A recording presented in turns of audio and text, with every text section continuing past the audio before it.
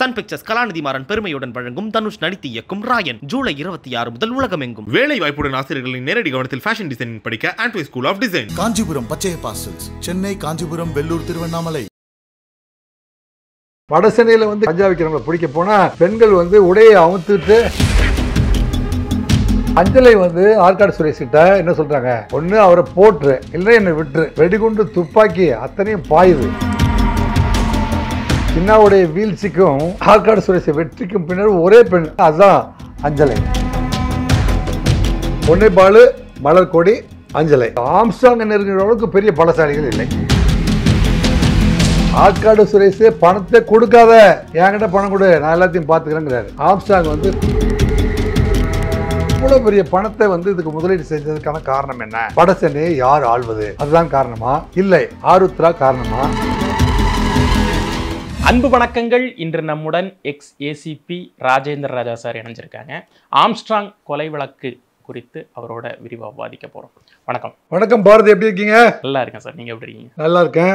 அஞ்சலை யார் சார்? அவங்க புளியந்தோப்பில் ஆரம்பத்தில் சின்ன சின்ன கட்ட பஞ்சாயத்துகளை பண்ணிட்டு கஞ்சா வியாபாரம். புளியந்தோப்புனாவே புளியந்தோப்பு அஞ்சலை அப்படின்னா எங்களை போன்ற வடசென்னை. நாங்கள் கொடுங்கூர்லேயும் எம்கேபி நகர்லேயும் அந்த மாவட்டத்தில் நாங்கள் பணியாற்றுகிற பொழுது அஞ்சலை அப்படின்னாவே எல்லாருக்குமே தெரிந்த ஒரு நபர்.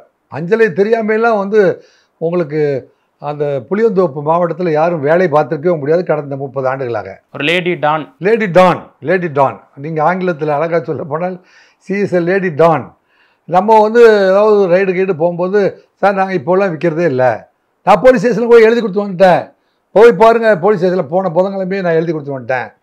அவங்க பிரான்ச் மேனேஜர்லாம் வியாபாரம், சார் அவன் சின்ன பையன் போன வருஷம் வாங்கி வச்சு அந்த சரக்கு போத்தா, அதுக்கு என்ன கேட்டால் நான் என்ன பண்ணுவேன்?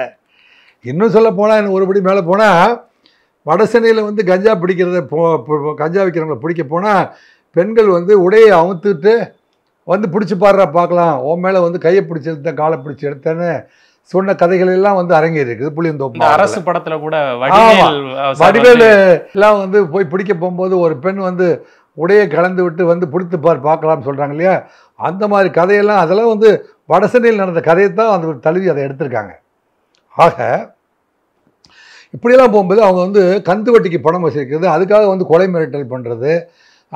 அது அப்போ இந்த அம்மாவுடைய கணவன் இறந்து போயிடுறாரு. யார்? அஞ்சலுடைய கணவன் இறந்து போயிடுறாரு. எப்போவுமே தனக்கு ஒரு சப்போர்ட்டாக ஒரு மேல் பர்சனை போலீஸ் ஸ்டேஷன் போகிறதுக்கு, அரசியல்வாதியை பார்க்கறதுக்கு, இவங்களே நேரடியாக போயிருந்த போதிலும் இந்த அம்மா வீட்டில் உட்காந்துட்டு, போலீஸில் போய் சொல்லிட்டு வா, இந்த மாவட்டத்தை பார்த்து இது மாதிரி சொல்லிட்டு வா அப்படின்னு சொல்லி அனுப்புறதுக்கு தன் கணவன் ஒருத்தர் தேவைப்படுறான். ஆக அந்த அம்மா அப்படி தேடிக்கொண்டே இருக்கிற பொழுது இரண்டாவது கணவனாக எடுத்துக்கொண்டு வந்தால் சின்னா என்கின்ற சின்ன கேசவல். சின்னா என்ற சின்ன கேசவலுக்கு ஆசை மனைவியாக, காதலியாக போய் ஆசை மனைவியாக மாறிடுறாங்க. சின்னா என்ற சின்ன கேசவல் வடசென்னையோட மிகப்பெரிய அசைக்க முடியாத ஒரு தாதாவாக வந்துட்டுருக்காரு. அந்த தாதாவுக்கு இப்போ இவங்களாம் தாதா கூட தான் ஒய்ஃபாக இருப்பாங்க. அவன் 3வது ஒய்ஃபாக வச்சுட்டான். சரி, இந்த மேஸ்திரி வடசென்னையில் இருக்கிற அத்தனை மேஸ்திரிகளுக்குமே 2 அல்லது 3 மனைவிகள் உண்டு. சில பெண்கள் விரும்பியே நான் இருந்தால் அவனுக்கு தான் பொண்டாட்டியாக இருப்பேன் அல்லது அவனுக்கு தான் காதலியாக இருப்பேன் அப்படின்னு சொல்கிற கதையெல்லாம் உண்டு. அந்த காலத்தில் இல்லை, இந்த காலத்துலையுமே நல்ல பசங்களுக்கு பொண்ணு கிடைக்கிறது கஷ்டம் தான் சார். நல்ல பசங்களுக்கு பொண்ணு கிடைக்கிறது கஷ்டம் தான். நல்ல பசங்களுக்கு பொண்ணு கிடைக்க கஷ்டம், தாதாவுக்கு பொண்ணு கிடைக்கிறது ஈஸி அப்படின்னு நம்ம இந்த ஸ்டோரியில் தெரிய வருது. சென்னை என்கின்ற சென்ன கேசவர்கிட்ட ஆசை காதலியாகவும் மனைவியாகவும் வாழ்ந்து கொண்டிருக்கிற சமயத்தில் அப்போ தான் இந்த ஆற்காடு சுரேஷ் என்கின்ற சுரேஷ் அவர் என்ன செய்கிறாரு, அங்கே சின்ன சின்ன வழக்குகளுக்காக பாஸ்கிட்ட போய் உத்தரவு கேட்குறதும், ஆனால் இந்த காரியத்தை பண்ணியிருக்கேன், எனக்கு கொஞ்சம் ஹெல்ப் பண்ணுங்கள், ஒரு டீம் கொடுங்க, போக்குவரத்துகள் இது மாதிரியான பேருக்கு வரும்போது இவருடைய பர்சனாலிட்டியை பார்த்து இவங்ககிட்ட மயங்கிடுறாங்க. யார்? நம்ம அஞ்சலை. 3வது காதல் அந்த அம்மாவுக்கு ஏற்பட்டுறது. 3வது காதல் ஏற்பட்டோடனே கொஞ்ச நாள் பேச்சுவார்த்தை இருக்காங்க. சின்ன திட்டுறாரு, என்னடி அவன் சும்மா பேசிகிட்டு இருக்க. அப்போ இல்லை ஒரு நாள் புறப்பட்டு அந்த பக்கம் போயிடுறாங்க. போனோடனே சின்ன கதறி அழுதுருக்காரு. இந்த பாரு அஞ்சலை, நீ ஊரறிய எனக்கு மனைவியாக இருந்திருக்க, நான் உன்னை அனௌன்ஸ் பண்ணியாச்சு, திருப்பி நீ என்கிட்டே வந்துரு, வரல அப்படின்னா இப்போ எனக்கு தெரிஞ்சதை நான் பண்ண வேண்டியிருக்கோம், ஏதோ வார்ன் பண்ணிட்டு போயிடுறார். அப்போ அஞ்சலை ஆற்காடு சுரேஷ் கிட்ட என்ன சொல்கிறாங்க, அவர் வார்ன் பண்ணாருன்னா கண்டிப்பாக செஞ்சிருவார், அவர்கிட்ட வந்து வழக்கறிஞர் இருக்காங்க, அடியாட்கள் இருக்காங்க, கொலையாளர் இருக்காங்க, கொலை முயற்சிக்கு ஆள் இருக்குது, எல்லா விதத்துலேயும் ஆள் இருக்குது. அவர் டீம் ஸ்ட்ராங்கான டீமு. ஒன்று அவரை போட்டுரு, இல்லை என்னை விட்டுரு அப்படிங்கிற ஒரு நிலைமை ஆகிப்போச்சு. அப்போ தான் வந்து பூந்தமல்லி நீதிமன்றத்தில் ஒரு வழக்குக்காக சென்னகேசவலு மற்றும் 10 வழக்குரைஞர்கள் கூடவே என்னங்க பெண் எல்லாரோடும் சேர்த்து வந்து ஒரு ஹோட்டலுக்கு சாப்பிட, நீதிமன்றத்துக்கு வெளியில் சாப்பிட வரும்போது அப்படியே வெடிகுண்டு துப்பாக்கி அத்தனையும் பாயுது. கிட்டத்தட்ட அந்த நிகழ்ச்சியை நேரில் பார்த்தோம்னா இது ஊரா, இது நாடா, இது காடா என்று சொல்கிற அளவுக்கு ஒரு போர்க்களத்தையே வந்து நடத்தி முடித்தார்கள் பூந்தமல்லி நீதிமன்றத்துக்கு எதிரே. அது நடத்தி முடித்தவர் ஆற்காடு சுரேஷ் அஞ்சலைக்காக. அதாவது இந்த ஒட்டுமொத்த கேங் வாருக்கு பின்னாடியும் ஒரு பெண், ஒருவருடைய வெற்றிக்கும் வீழ்ச்சிக்கும் பின்னாடி, இப்போ சின்னாவுடைய வீழ்ச்சிக்கும் ஆற்காடு சுரேஷ் வெற்றிக்கும் பின்னாடி ஒரே பெண், ஒவ்வொருடைய வெற்றிக்கு பின்னாடி ஒரு பெண் இருப்பாங்க. ஆனால் ஒரு வீழ்ச்சிக்கு பின்னாடி ஒருத்தருடைய வளர்ச்சிக்கு பின்னாடி ரெண்டுக்கு சேர்த்து ஒரு பெண் இருந்திருக்காங்க. அதுதான் அஞ்சலை. சரி, இவங்க எப்படி இந்த கொலை வழக்கில் வந்து கனெக்ட் ஆகுறாங்க?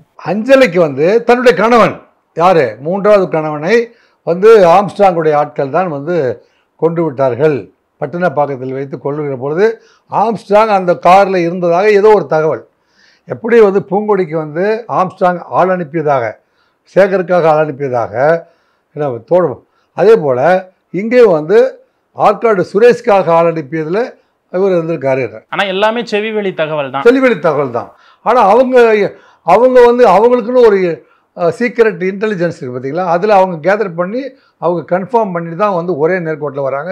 பொன்னைப்பாலு, மலர்கொடி, அஞ்சலை ஆக 3 பேரும் ஒரு நேர்கோட்டில் வந்துடுறாங்க. இந்த நேர்கோட்டில் பயணம் செஞ்சுட்டு இருக்கும்போது இவர்களுக்கு உதவியாக வந்து அருள், திருவள்ளூர் அருள், ஹரிகரன் 2 பேரும் லா காலேஜ் ஃப்ரெண்டு, 2 பேருமே வந்து பாய் ஃப்ரெண்ட்ஸாக இருக்காங்க. அதனால் வந்து இதில் வந்து பொன்னைப்பாலுக்கு ரிலேட்டிவாகவும் இருக்காங்க. அப்போ இவங்க ஆர்கனைஸ் ஆகிடுறாங்க 5 பேர்.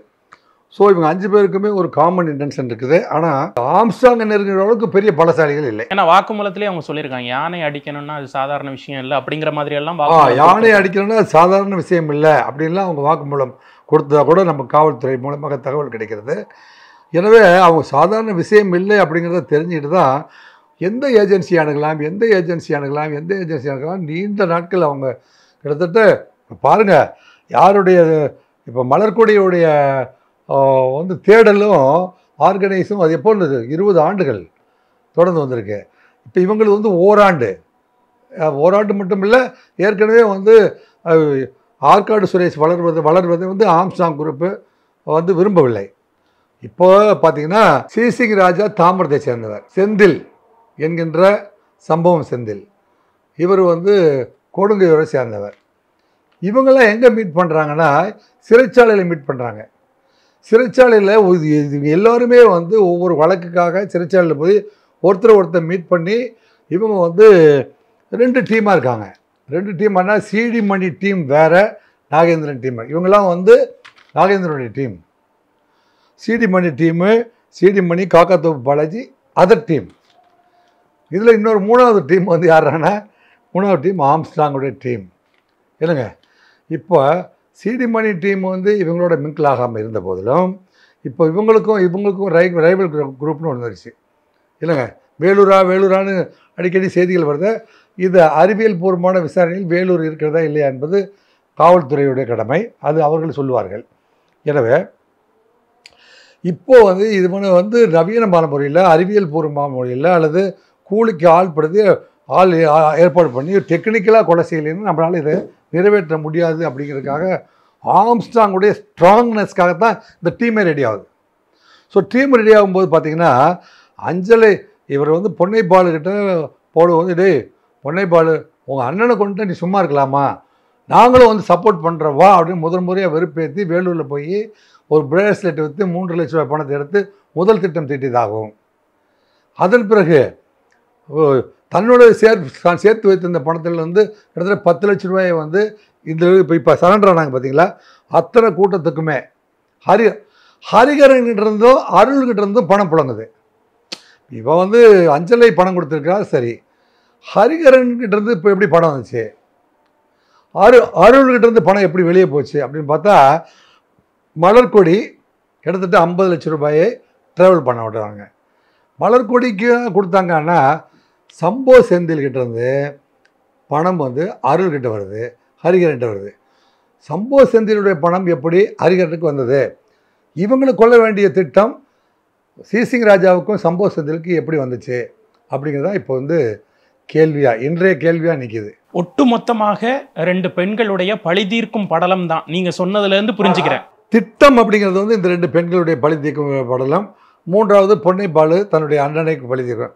அண்ணனை கொன்றவனை அந்த பிறந்த நாட்குள் காணிக்கையாக்க வேண்டும், ரிவெஞ்ச் அப்படின்னு ஒன்று. இப்போ வந்து நோக்கம் புரிஞ்சிருச்சு, ஃபினான்ஸ் புரிஞ்சிருச்சு. ஃபினான்ஸு வந்து புரியல.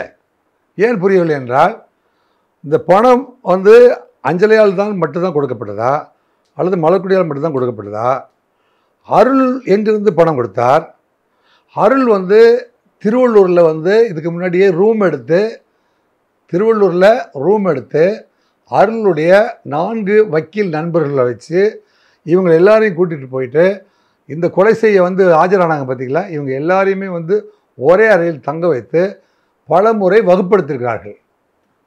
வகுப்படுத்தி உங்களுக்கு செல்ஃபோனெல்லாம் நீங்கள் பயன்படுத்துகிற வரைக்கும், கொலை செய்கிற வரைக்கும் இந்த செல்ஃபோனை பயன்படுத்துங்கள், அதன் பிறகு கொண்டுட்டு வந்து எங்களிடம் சேருங்கள், செல்ஃபோனை நாங்கள் ஆற்றில் தூக்கி எறிந்து விடுகிறோம், அதன் பிறகு நீங்கள் போய் சரண்டர் ஆகி விடுங்கள் என்று ஆற்றில் தூக்கி எறியப்பட்ட செல்ஃபோன் இப்போ திரும்பி வந்துடுச்சு. உங்களுக்கு ஒரு சமாச்சாரம் தெரியுமா? சொல்லி கொடுத்தா அதையும் காப்பி பண்ணிக்குவானுங்க இவனுங்க. அதனால் செல்ஃபோனில் அந்த சிம் கார்டே போயிருந்தா கூட கூகுள்லேருந்து இவங்க கம்யூனிகேஷனில் இருக்கிற மெசேஜு, எத்தனை கால் டீட்டெயில்ஸ் எல்லாமே எடுக்க முடியும். என்னங்க, அந்த தொலைத்தொடர்புலேருந்து எடுக்க முடியும். அந்த செல்ஃபோனை போய் மூழ்கி எடுத்தது எதுக்கு என்றால், அறிவியல் ரீதியாக இவன் இந்த நம்பரை பயன்படுத்தினா இந்த இடத்துல இந்த கொலை செய்துவிட்டு இதை மறைக்க வேண்டும் என்கிற நோக்கத்தோடு ஆற்றில் தூக்கி எறிந்தான் அப்படிங்கிறதுக்கு தான் கைப்பற்றாங்க ஒழிய போலீஸ் வந்து சாதாரண ஆட்கள் அல்ல. இவர்களை விட 10 மடங்கு அறிவாளி தான் போலீஸ். பெண் தாதாக்கள் அப்படிங்கிறவங்க சென்னையை பொறுத்த மட்டும் எந்த அளவுக்கு சவுண்டாக இருக்காங்க? இல்லை, பெண் தாதாக்கள் வந்து பெண்கள் சில பேர் வாயாடியாக கிராமங்களில் இருக்கிறார்கள். அவர்கள் அந்த கிராமத்தை விட்டு நகரத்துக்கெலாம் வரப்போகிறதில்ல. அநேகமாக பார்த்திங்கன்னா இப்போ வந்து திருச்சி போன்ற இடங்களில் பார்த்திங்கன்னா அரசியல்வாதியாக மாறி இருப்பாங்க ஒழிய அவங்க வந்து கொலை செய்வதற்கு ஆட்களை போடுவது, திட்டம் போடுவது, கொலை முயற்சி செய்வது அப்படி. ஆனால் இவங்க நிறையா வந்து சீட்டு கம்பெனி வச்சு நடத்துகிற அத்தனை பேருமே தாதாக்கள் தான். சீட்டு போடுற இடத்துல தான் வந்து பெண் தாதாக்களும் ஆண் தாதாக்களும் இந்த ஒட்டுமொத்தமாக 500 கோடி 300 கோடின்னு எடுத்துகிட்டு ஓடுறதுனால, அதுக்கு பிறகு யாரை பிடிச்சா வெளியே வந்துடலாம் அப்படிங்கிறதுக்கு தாதாக்களை அணுகுனதுனாலையும், அப்புறம் கடைசியில் வந்து ஆருத்ரா, ஹரிஸு, ராஜசேகர், அப்புறம் ராஜசேகருக்கு பின்னாடியே வந்து பார்த்திங்கன்னா நீங்கள் ஆற்காடு சுரேஷு, அதன் பிறகு ஆற்காடு சுரேஷு பணத்தை கொடுக்காத, என்கிட்ட பணம் கொடு, நான் எல்லாத்தையும் பார்த்துக்கிறேங்கிறாரு. ஆம்ஸ்டாங் வந்து பணத்தை 50 தற்கொலை நடந்து போச்சு. எத்தனையோ பேர் வந்து பிள்ளை குட்டியோடு வந்து எத்தனையோ வந்து போலீஸ் கான்ஸ்டபிள்ஸ் போட்டாங்க சீட்டு, பேராசிரியர்கள் போட்டாங்க, மருத்துவர்கள் போட்டாங்க, ஆட்டோ ஓட்டுற ஆள் முதல் வந்து ஆண்டி முதல் அரசன் வரைக்கும் வந்து அத்தனை பேரையும் ஏமாத்தினா தான் இந்த சீட்டு கம்பெனிகள். ஆருத்ரா கோல்டு அப்படிங்கிறது 2435 கோடி ரூபாயை வந்து சீட் பண்ணிட்டாங்கிறது வழக்கு இருக்குது, இஓடபிள்யூ இருக்குது, சிபிசிஐடி வழக்கு விசாரிச்சுட்டு இருக்குது. அந்த வழக்கு உரிய நேரத்தில் வந்து அந்த அவங்க எத்தனை பேரை சீட் பண்ணாங்கிற பணத்தை எல்லாம் வாங்கி திருப்பி இந்த பொதுமக்களுக்கு அரசே ஒப்படைத்திருக்குமானால், ஆற்காடு சுரேஷுக்கு ஆம்ஸ்டாங்க்கு ஏற்கனவே ஒருத்தர் குவைத்துக்கு ஓடி போயிட்டார், ஒருத்தர் வந்து நேபாளுக்கு ஓடி போயிட்டார்.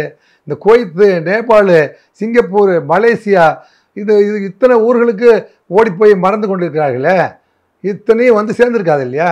இப்போ ஆம்ஸ்டாங் கொலை செய்யப்பட்டிருக்க மாட்டார் இல்லையா? இந்த பணம் மட்டும் நோக்கம் இருந்திருந்தால் இல்லைங்க, இதுக்கு சம்மந்தமே இல்லாத சிசி ராஜா ஏன் வரணும்? அப்போ வேறு என்ன ஏஜென்சி? இல்லைங்க, இவங்க 2 பேருமே வந்து ஃபைனான்ஸ் பண்ண பணம் மட்டுமே இதுக்கு கண்டிப்பாக போதாது.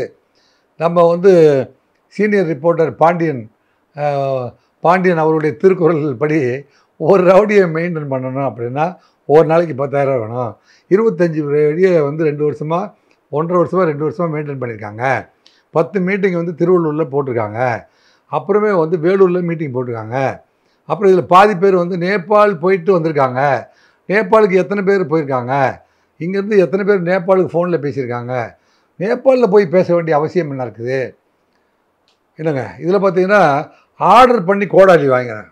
அமேசானுக்கு ஆர்டர் பண்ணி இவங்க கோடாலியை வாங்கி மரப்பு வச்சுருந்துருக்காங்க, கத்தியை வாங்கி மரத்து வைத்திருக்கார்கள், துப்பாக்கியை கொண்டு வந்து மறைத்து வைத்திருக்கார்கள். வெடிகுண்டுக்கு இவங்க வந்து தூத்துக்குடிக்கு சென்றிருக்கிறார்கள் இல்லைங்க. துப்பாக்கி வாங்கிறதுக்கு திண்டுக்கலுக்கு சென்றிருக்கிறார்கள் இல்லைங்க. இத்தனை ஊர்களுக்கும் போய் இத்தனையும் ஆர்கனைஸ் பண்ணியிருக்காங்க அப்படின்னா இதுக்கு வந்து கண்டிப்பாக வந்து அக்கார்டிங் டு பாண்டியன் அண்ணன் இந்த பணம் பத்தாது. அப்போ இவ்வளோ பெரிய பணத்தை வந்து இதுக்கு முதலீடு செஞ்சதுக்கான காரணம் என்ன?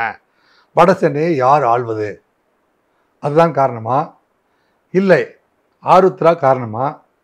அல்லது அந்த ஸ்கிராப் பிஸ்னஸில் வந்து டெய்லி பணம் 1 லட்சம் ரூபாய் டெய்லி வரும் அப்படின்னு சொல்கிறாங்களே அது ஒரு காரணமா? ஆம்ஸ்ட்ராங்குடைய வளர்ச்சி பொறுக்காமல் வட சென்னைக்கு அவரே எப்படி ஆதிக்கம் செலுத்த முடியும், நாமும் ஆதிக்கம் செலுத்த வேண்டும், அதிகார பகிர்வு வேண்டும் என்று நிழல் உலக தாதாக்கள் வேறு யாராவது நினைத்திருக்கிறார்களா? அதற்கு சென்னை மத்திய சிறைக்கு வந்து போய் இதே தொழிலாக ஒரு 10 வழக்குரைஞர்கள் ஐடி கார்டு மட்டும் வாங்கிட்டு வெளியூர்லாம் போய் வந்து கேஸுக்கு நாங்களாம் வக்கீல்னு பதிவு பண்ணிவிட்டு டெய்லி ஜெயிலில் போய் இந்த கார்டை பயன்படுத்தி குற்றவாளிகளோடு மணிக்கணக்கில் உட்காந்து பேசி பேசி பேசி அங்கே போடுகிற திட்டங்களை கொண்டு வந்து இங்கே அமல்படுத்துகிறார்களே, இது காரணமா?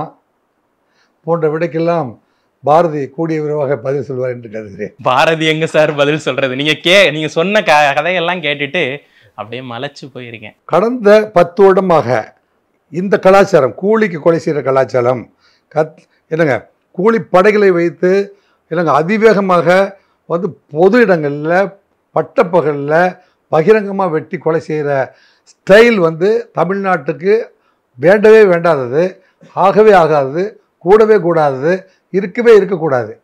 இதற்கு தமிழக அரசு கண்டிப்பாக பொறுப்பேற்று காவல்துறையில் வந்து இப்போ இவங்க எல்லாருமே A+ பாஸ் பண்ணியிருக்காங்க.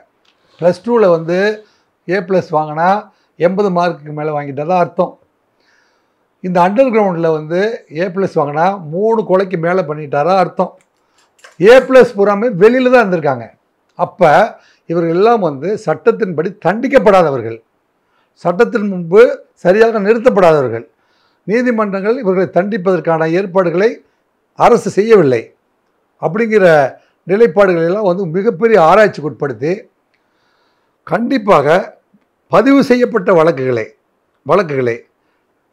சாட்சிகளை அறிவியல் ரீதியாக கொண்டு போய் ஆஜர்படுத்தி உண்மையாகவே மனதார தவறு செய்த அத்தனை பேருக்கும் சட்டத்தின் முன்பு இயற்கை நீதிப்படி அவர்களுக்கு தண்டனை வாங்கி கொடுத்திருந்தால் இத்தனை ரவுடிகள் வந்து நடமாட்டம் தமிழ்நாட்டில் இருந்திருக்காது. எனவே இதில் தனி கவனம் செலுத்தி போதிய மென் பவர் போட்டு இவர்களுடைய கண்ட்ரோல் இருக்கிற ஆட்சி அதிகாரத்தை அத்தனையும் நீங்களே எடுத்துக்கொள்ளுங்கள் என்று கூறி வேண்டுகோளை சமர்ப்பித்து இத்துடன் நமது உரையை முடித்துக்கொள்ளலாம் என்று நினைக்கிறேன். நிறைய விஷயங்கள் பகிர்ந்துக்கிட்டீங்க. நீதிக்கான பயணத்தில் உங்களுடைய குரல் தொடர்ந்து ஒலிக்கட்டும். நன்றி. நன்றி, வணக்கம். சன் பிக்சர்ஸ் கலாநிதி மாறன் பெருமையுடன் வழங்கும் தனுஷ் நடித்து இயக்கும் ராயன் ஜூலை 26 முதல் உலகமெங்கும். வேலை வாய்ப்புடன் ஆசிரியர்களின் நேரடி கவனத்தில் ஃபேஷன் டிசைனிங் படிக்க ஆண்ட்வே school of design. Kanchipuram Pachaiyappa silks, Chennai, Kanchipuram, Vellore, Tiruvannamalai.